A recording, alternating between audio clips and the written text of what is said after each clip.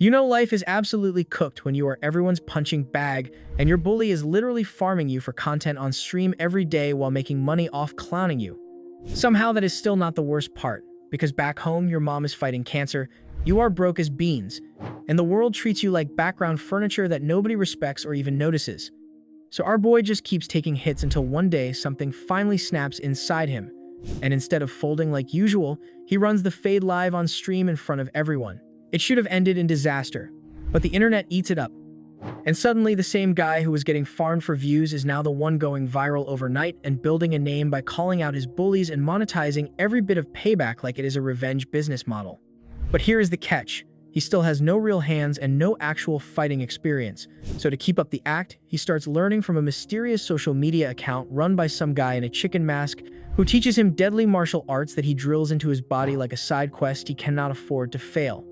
Which brings up the real question of whether he's about to climb into the top tier of streamers and flip his entire life around, or if this is just a one-hit wonder arc before reality checks him and sends him right back to being the same small fry he was before. Hobin is getting stomped into the floor by some cheap villain with a low fade. Curled up tight, he just wonders how his life got this messed up. Truth is, it has been bad for a while. At school, the biggest bully is Paco, a VTuber with 700,000 subs. Right behind him is Snapper, his cameraman, acting like this is a full-time career. Together, they dress Hobin up, clown him on stream, and make money off his pain. After one brutal stream, Hobin hides in the bathroom and cries, wiping off his makeup while cursing Paco for living easy. The moment he steps out, Snapper rushes him, flips him, and slams him down. Then come the stomps, asking if he is a joke. Worst part, they just made 300,000 yen off humiliating him. At the same time, Hobin's mom is in the hospital fighting cancer.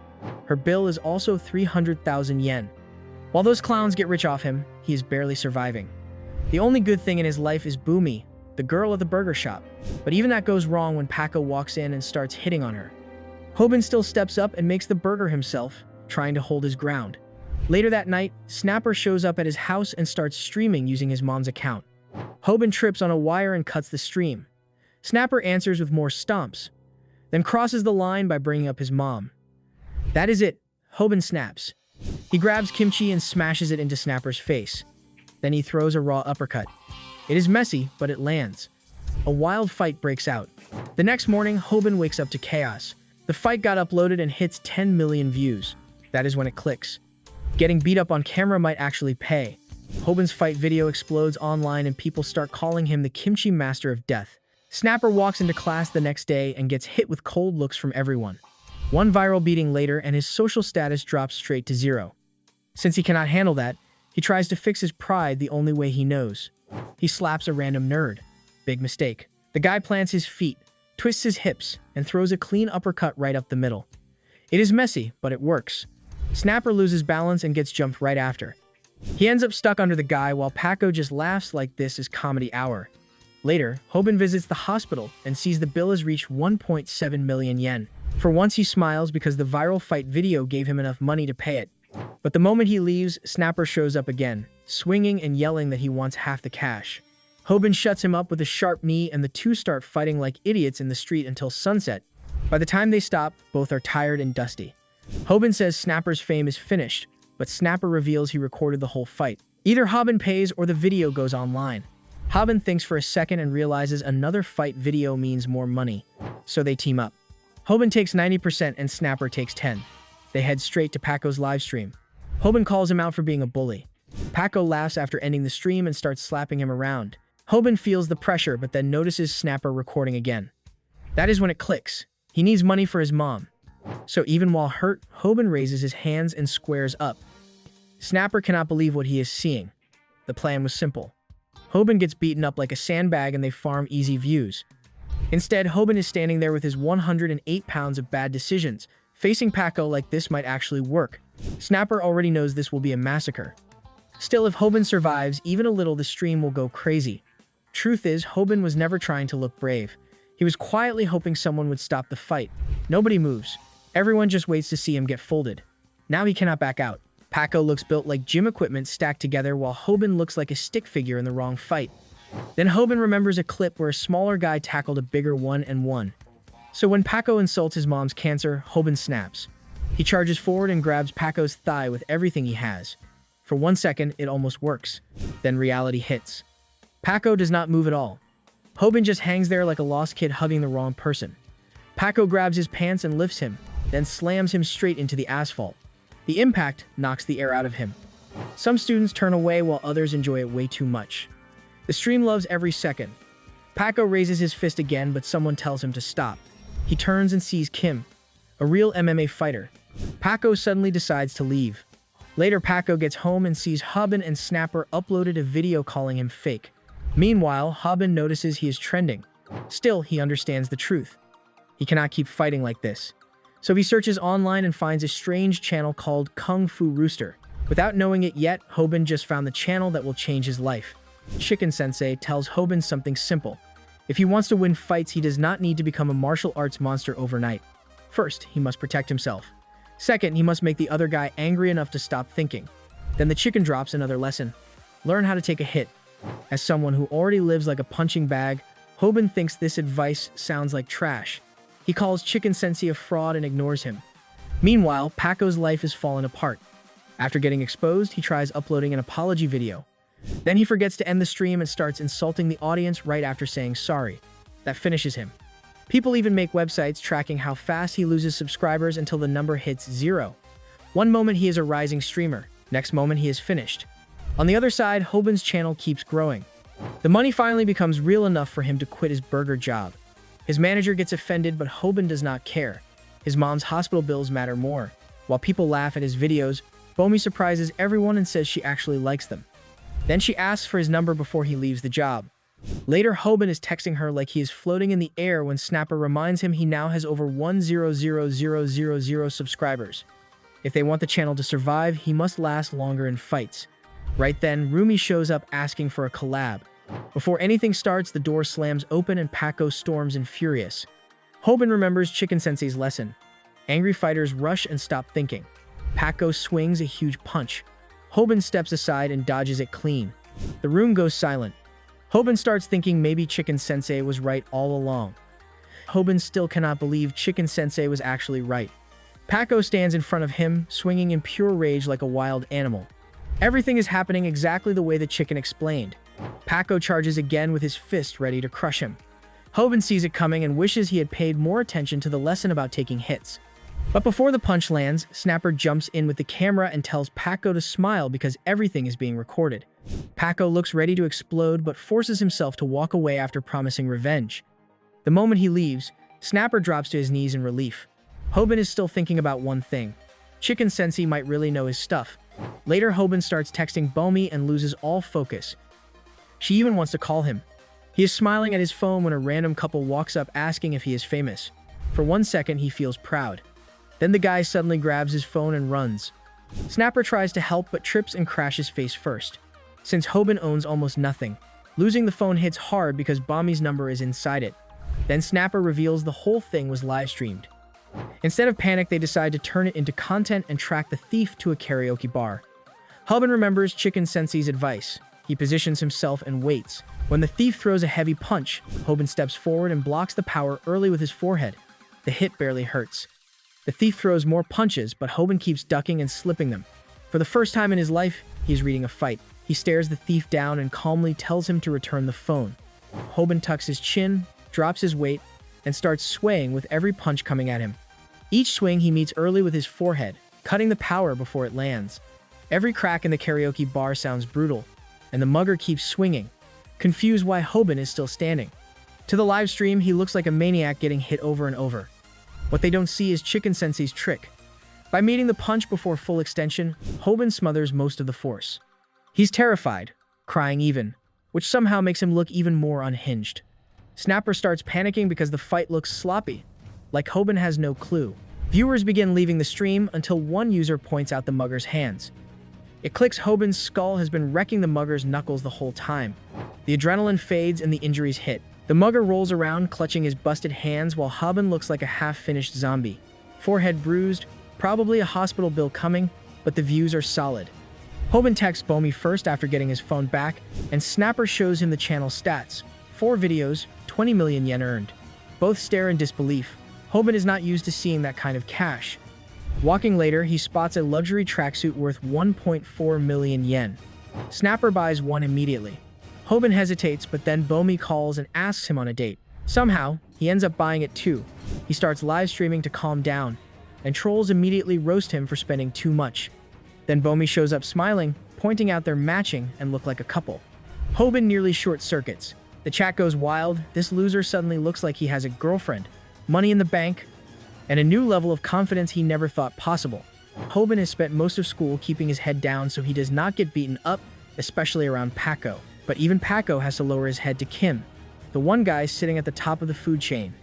Hobin used to envy Kim for that, but right now he cannot bring himself to care because Bomi is walking beside him, smiling so brightly that every guy around them looks like they just lost custody of their happiness. The second their hands brush, his brain completely leaves the building. One tiny touch and this man is already imagining a whole future. Home-cooked meals, kids, and domestic peace he has done absolutely nothing to earn. Then Bomi asks if he does not like cafes, and Hobin snaps back to reality, realizing he has been acting like a malfunctioning fridge the whole time. In a panic, he blurts out that he is the silent type, which lands horribly. Bomi starts pouting, and now he is convinced he is boring her to death. As they walk through the park, people whisper that a girl like her should not be with a gorilla like him. That gets into his head so badly that he takes off the matching tracksuit and tells her they should stop wearing the same thing. When they finally sit down at the cafe, Bomi happily says she always wanted to come here with someone special. Hobin should be winning right now, but instead he starts fumbling everything. She asks little questions, favorite food, hobbies, likes and dislikes, and his answers get shorter and colder every time. Eventually, Bomi tells him the truth. Over text, he was easy to talk to, but in person, he feels like a totally different person. Then she apologizes for wasting his time. That should have buried him, but somehow he saves it. He blurts out that this is his first time hanging out with a girl, and he has been so nervous that his brain keeps short-circuiting. He admits he thought she might be embarrassed by him. She looks even prettier face to face, and explains that he took the sunny seat so she would not have to. It is messy and awkward, but it is real. Bomi smiles, and just like that, the tension finally breaks. Later, she gets a call from her childhood friend and asks Hobin to come meet him with her. Hobin is curious for about 2 seconds until he hears the name, Kim. Instantly, his soul starts leaving his body. Kim is the MMA golden boy. There is no way Hobin can stand next to someone like that and still look like a serious option. His panic gets so bad that he lies and says he and Kim are actually friends. Of course, that lie explodes immediately when Kim shows up, towering over him in the same kind of tracksuit. Bomi lights up and says they already know each other, while Kim looks down at Hobin like he is trying to figure out how this loser got so close to a girl like her.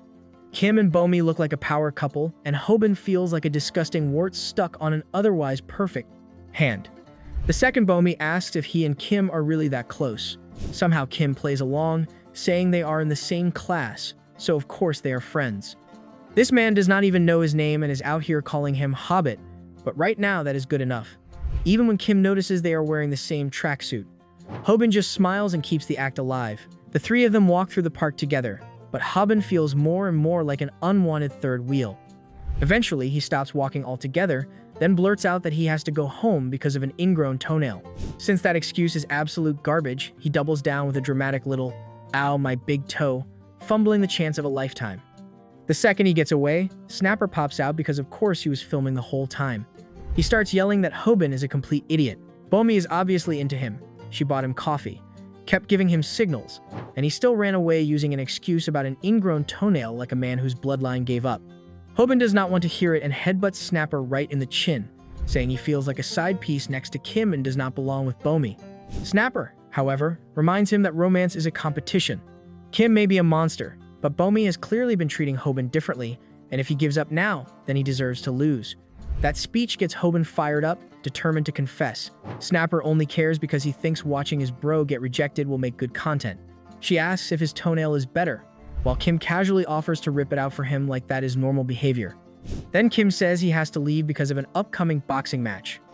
Before going, he tells Hobin that the move in the other day's video was smart. By leaning in, tucking his chin, and catching the blow with his forehead before the punch fully extended, he reduced the damage. That part was skill. The next move, though, clearly was not on purpose. After Kim leaves, Hobin sits with Bomi, nervous enough to pat his knees like they owe him money. He asks what kind of guy she likes, and when she blushes and says someone honest, she asks him the same thing back. But before he can answer, he yanks Snapper out of the bushes, already knowing that Rat was hiding there filming. Then he sees Snapper's face, swollen up like a watermelon. Paco got to him first. Now he is back, promising to make Hobin pay and even threatening Bomi for rejecting him. Hobin is furious, but this time he keeps his cool. Remembering Chicken Sensei, he decides to rage bait the beast, asking if Paco came back just to get his ass kicked again and calling him a smooth-headed gorilla.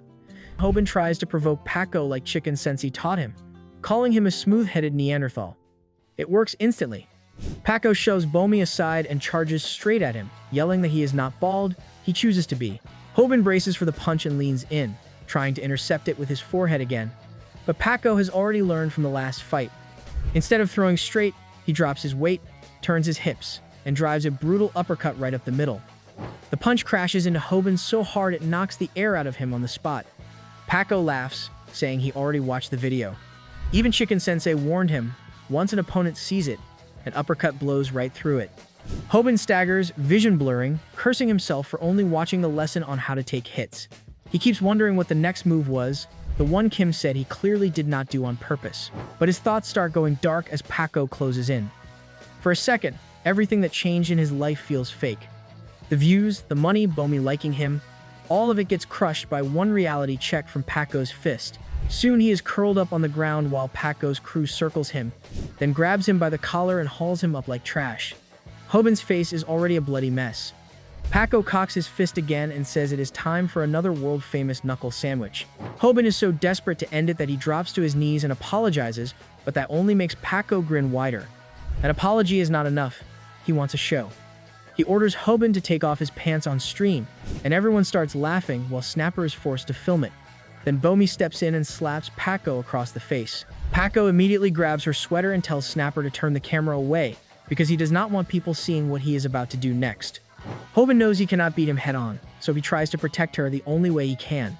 He starts taking off his pants to draw Paco's attention, then goes even further by trying to pull off his boxers too, hoping getting the stream flagged will ruin everything. Right before he can, Kim arrives and lifts him by the waistband, telling him not to do it. Kim came because he saw Paco's stream, and the second he steps in, the whole fight changes. He drops one thug with a clean punch, then whips an axe kick down from above, driving it with hip turn and balance so hard the guy crumples. He rushes the next one with sharp jabs, strings them together, then grabs him and slams him into the asphalt before finishing with a hook. Paco instantly realizes he is completely outclassed. Kim does not even let him explain. He just keeps the pressure on until the whole thing is over. Afterward, Kim takes Bomi away so Hobin can keep at least a little dignity. That only makes Hobin feel worse. He hates that Bomi and Kim had to save him. A week later, Paco is already back to streaming his newest victims while even Snapper gets humiliated on camera. Hobin stops going to school, ignores Bomi's texts, and shuts himself away watching Chicken Sensei videos and doing push-ups until he collapses, determined to turn himself into someone stronger. Hobin stares at Chicken Sensei's videos, trying to understand what he is missing. He watches motivation clips, listens to Top G about pushing limits, but none of it sticks. That is when he starts leaning into his anger. Every punch he took, every humiliation, every moment he froze, he uses all of it as fuel. He pushes his body harder, running drills, repeating movements, studying new technique, forcing himself to keep going until he drops. At school, things move on without him. Rumors spread, and everyone assumes he is never coming back after what Paco did to him. Some feel bad, but most just treat it like old news. Meanwhile, Snapper tries to climb his way back up, even approaching Rumi for a collaboration now that she is blowing up online. That is when Paco steps in, reminding Snapper exactly where he stands. Without warning, he twists his body and drives a punch straight into Snapper's solar plexus. The hit folds him instantly. Paco looks down at him with disgust, saying a snake like him is worse than Hobin. Just like that, Snapper loses everything. No status, no respect, not even a side to stand on. People look at him like he is nothing, and he has no one left to help him up. Paco keeps building his presence, leaning into his role as a bully. He insults his own audience, bans anyone who disagrees, and somehow it works. The numbers keep climbing, reaching close to 1 million subscribers. On the other side, Hobin's channel starts collapsing. His views drop fast, but a few loyal fans still wait, hoping he comes back. Paco drags Snapper into his streams as his new punching bag, making an offer. If Snapper brings Hobin back on camera, he might let him return as his editor. Snapper agrees because he has no choice. Later, he goes to the hospital and meets Hobin's mother, asking where he is. She assumes he is a friend and gives him Hobin's address without hesitation. But when Snapper fails to bring him in, Paco beats him again on stream. This time, Paco makes it clear. If Hobin does not show up, Snapper will keep getting beaten. He forces Snapper to deliver the message live. Snapper looks straight into the camera, shaking, then does the opposite. He tells Hobin not to come. He warns him that Paco is dangerous and that coming back will only get him hurt again. It is the first time he stops acting like a snake, all because Hobin once called him his first friend. Paco does not take that well. He sits on Snapper's chest and starts hammering his nose with repeated punches, each one landing harder than the last until Snapper is barely conscious. Then he starts another stream, calling Hobin out, daring him to show up and save him. What Paco does not know is that Hobin is already there. He steps forward calmly, looking down at Snapper's broken state, then tosses him his phone. The stream is still running. Without raising his voice, he makes it clear. He is back. Hobin stands face to face with Paco, and the size difference alone makes the room go silent. Snapper grips the camera, praying his boy pulls this off while also cursing him for even showing up. Hobin, calm for once, tells him to keep his hands steady if he wants to be his cameraman. Snapper almost drops the phone from the secondhand embarrassment. Turns out Hobin has been rehearsing this moment in his head like it is a movie scene. Paco does not care. In the blink of an eye, he swings a slap. But Hobin leans in and catches it with his forehead, tucking his chin and using his skull to absorb the impact before it fully extends. It is the same trick from before, and Snapper panics, thinking he learned nothing. But Hobin moves differently this time. He drops low, shifting his weight left to right, testing his footwork instead of freezing. Paco laughs and fires a full-force jab. That is when Hobin's training starts paying off. He had already learned the hard way that the forehead trick gets countered by an uppercut. He spent days locked away, questioning everything, his channel, his future, his mom's hospital bills, until he decided to rebuild himself from scratch. He forced down disgusting protein blends just to gain weight, trained his body with whatever he could find, even swam in a public bath to build stamina, clenching his fists to create resistance. Then he studied everything, boxing, wrestling, and striking, following Chicken Sensei step by step. He plants his feet, spreads his stance, shifts his weight onto one leg, then twists his hips like a spring being wound tight. Instead of throwing a punch, he whips his leg across and slams a low kick straight into Paco's calf. The impact lands clean, right on the muscle, and Paco instantly recoils, grabbing his leg as pain shoots up. People start murmuring. That was not a normal low kick. Kim watches closely and explains it. Instead of targeting the thigh, Hobin aimed at the calf, a spot that disrupts movement immediately. Unlike a regular low kick that wears someone down over time, this one hits hard in a single strike, enough to make even trained fighters stumble. Paco gets angry and rushes him, trying to close the distance. Hobin does the opposite.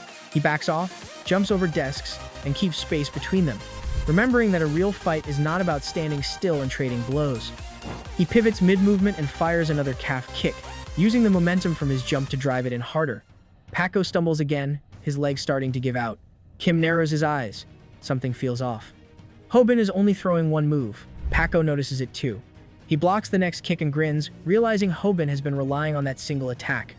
He charges in, throwing punches toward Hobin's head. Hobin raises his guard, taking the hits on his arms, then lifts his leg again like he is about to throw another kick. That is the bait. The moment Paco braces for it, Hobin plants his foot, shifts his weight forward, and rotates his entire body. His fist comes down in a tight overhead hook, carrying everything he has, his weight, his frustration, and all the time he spent rebuilding himself. The punch connects clean. A sharp crack echoes through the room. Hobin thinks back to when everything started going wrong. Was he always like this, or did it begin the day Dad went out to get milk and never came back? He still remembers the moment clearly. One roundhouse kick to the neck, one command to shut up. And just like that, he became a walking punching bag. He never even knew why he was targeted. All he knew was that from that day on, he started shrinking, avoiding attention.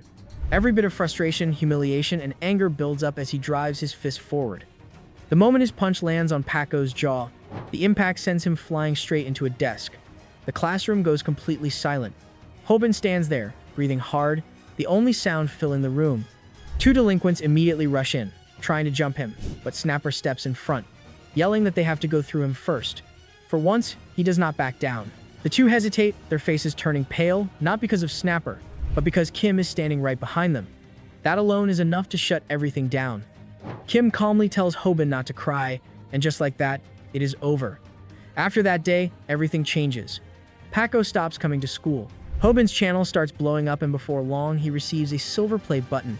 He even celebrates by bowing to his audience. Later, he visits his mom and brings her a nice coat, quietly removing the price tag and lying that it was a gift. She smiles and mentions that one of his friends stopped by. Hobin assumes she means Kim, but she says it was Blondie. That throws him off completely, realizing he has been talking about Kim to his mom without even noticing. Outside, Snapper overhears everything and gets annoyed, trying to throw a jab at him. Hobin reacts instantly, ducking low and catching it with his forehead before it lands clean. If they want the channel to grow, they need better production. They decide to hire an editor and post a job opening on their channel. The response is immediate. Applications flood in, but most of them are useless. Only one stands out, someone who always noticed the details in Hobin's fights, even pointing out things like the calf kick. They decide to meet this person the next day. While waiting, they notice a cheerful young girl standing nearby. She asks why they are staring at her like something is wrong. Then she casually reveals that she is the one who applied for the job. And just like that, things take another unexpected turn.